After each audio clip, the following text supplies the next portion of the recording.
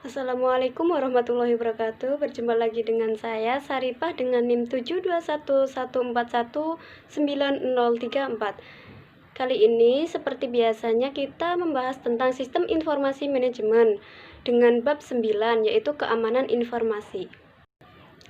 Yang pertama yaitu kebutuhan organisasi akan keamanan dan pengendalian keamanan informasi. Tujuan keamanan informasi: 1.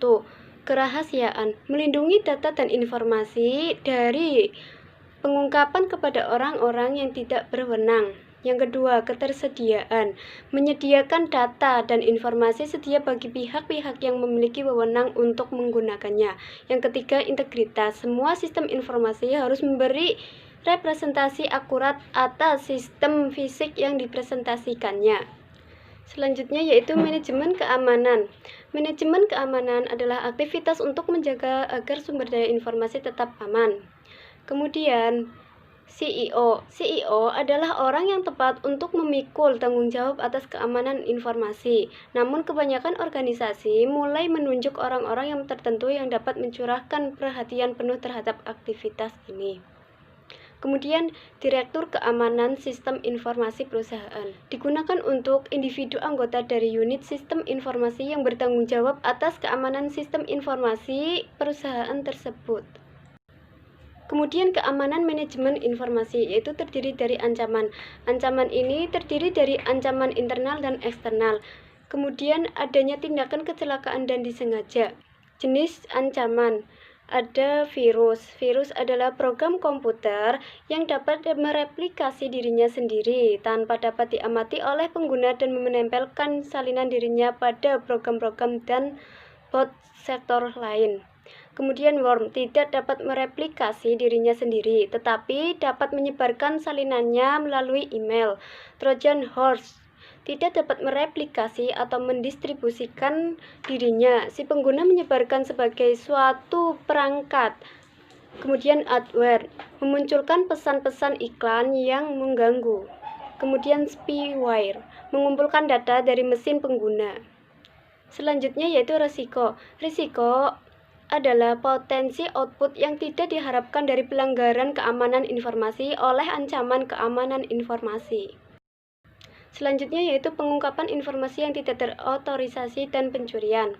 1. Penggunaan yang tidak terotorisasi terjadi ketika orang-orang yang biasanya tidak berhak menggunakan sumber daya perusahaan mampu melakukan hal tersebut. Yang kedua, penghancuran yang tidak terotorisasi dan penolakan layanan.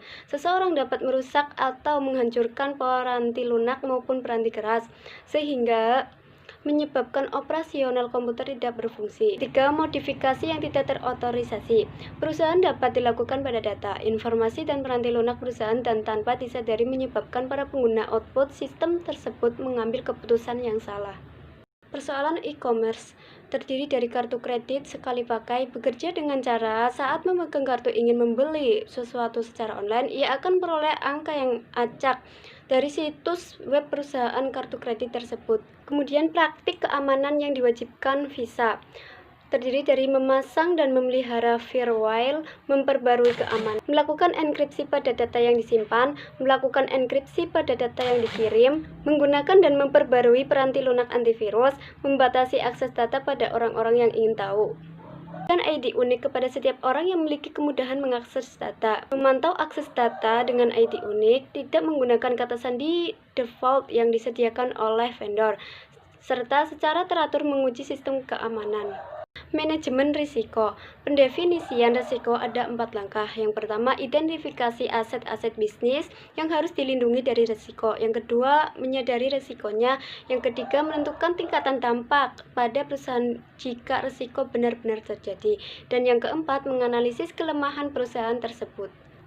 Tingkat keparahan dampak dapat diklasifikasikan menjadi 1. Dampak yang parah, membuat perusahaan bangkrut atau sangat membatasi kemampuan perusahaan untuk berfungsi. Yang kedua, dampak signifikan, menyebabkan kerusakan dan biaya yang signifikan, tetapi perusahaan tersebut akan selamat.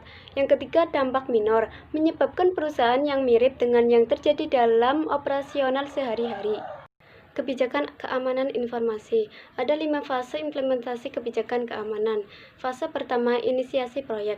Tim yang menyusun kebijakan keamanan dibentuk. Fase kedua, penyusunan kebijakan. Tim proyek berkonsultasi dengan semua pihak yang berminta dan terpengaruh oleh proyek ini untuk menentukan kebutuhan kebijakan baru tersebut. Fase ketiga, konsultasi dan persetujuan. Tim proyek berkonsultasi dengan manajemen untuk memberitahukan semuanya sampai saat itu, serta untuk mendapatkan pandangan mengenai berbagai persyaratan kebijakan. Fase keempat, kesadaran dan edukasi. Program pelatihan kesadaran dan edukasi kebijakan dilaksanakan dalam unit-unit organisasi. Dan fase yang terakhir, penyebarluasan kebijakan. Kebijakan keamanan ini disebarluaskan ke seluruh unit organisasi di mana kebijakan tersebut dapat diterapkan.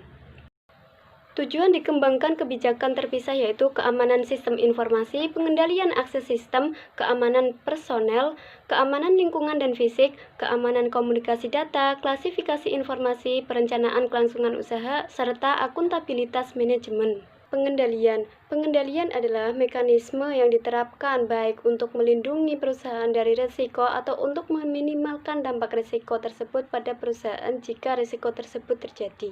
Pengendalian terdiri dari 3, pengendalian teknis, pengendalian formal, dan pengendalian informal.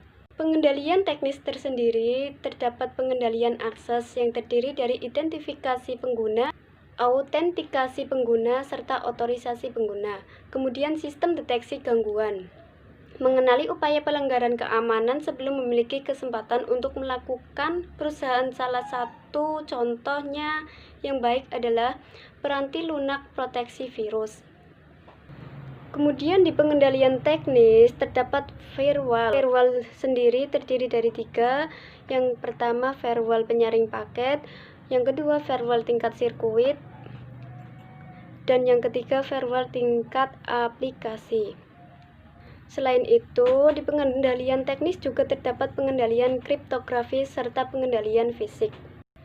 Pengendalian yang kedua yaitu pengendalian formal, mencakup penentuan cara berperilaku, dokumentasi prosedur dan praktik yang diharapkan, dan pengawasan syarat pencegahan perilaku yang berbeda dari panduan yang berlaku. Kemudian yang ketiga pengendalian informal, mencakup program pelatihan dan edukasi serta program pembangunan manajemen. Kemudian mencapai tingkat pengendalian yang tepat. Ketiga jenis pengendalian tersebut mengharuskan biaya. Dengan demikian, keputusan untuk mengendalikan pada akhirnya dibuat berdasarkan biaya versus keuntungan. Tapi dalam beberapa industri terdapat pula pertimbangan-pertimbangan lain. Kemudian dukungan pemerintah dan industri. Beberapa organisasi pemerintahan dan internasional telah menentukan standar-standar yang ditujukan untuk menjadi panduan bagi organisasi yang ingin mendapatkan keamanan informasi. Beberapa pihak penentu standar menggunakan istilah baseline, dasar, dan bukannya benchmark. Standar industri adalah organisasi nirlaba yang didedikasikan untuk membantu para pengguna komputer guna membuat sistem mereka lebih aman. Dalam 2 bentuk, CIS benchmark dengan cara menerapkan pengendalian khusus teknologi, dan CIS scoring tools untuk menghitung tingkat keamanan, membandingkannya dengan tolak ukur, dan menyiapkan laporan yang mengarahkan pengguna dan administrator sistem untuk mengamankan sistem. Sertifikasi profesional. Profesi TI menawarkan program sertifikasi. Ada 3 contoh. Yang pertama, Asosiasi Audit Sistem dan Pengendalian. Yang kedua, Konsorsium Sertifikat Keamanan Sistem Informasi Internasional. Dan yang ketiga, Institut SANS.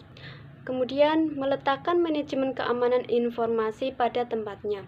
Kebijakan ini dibuat berdasarkan identifikasi ancaman dan risiko ataupun berdasarkan panduan yang diberikan oleh pemerintah dan asosiasi industri.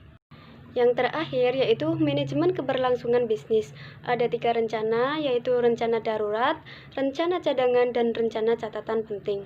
Kemudian meletakkan manajemen keberlangsungan bisnis pada tempatnya merupakan salah satu bidang penggunaan komputer di mana kita dapat melihat perkembangan besar.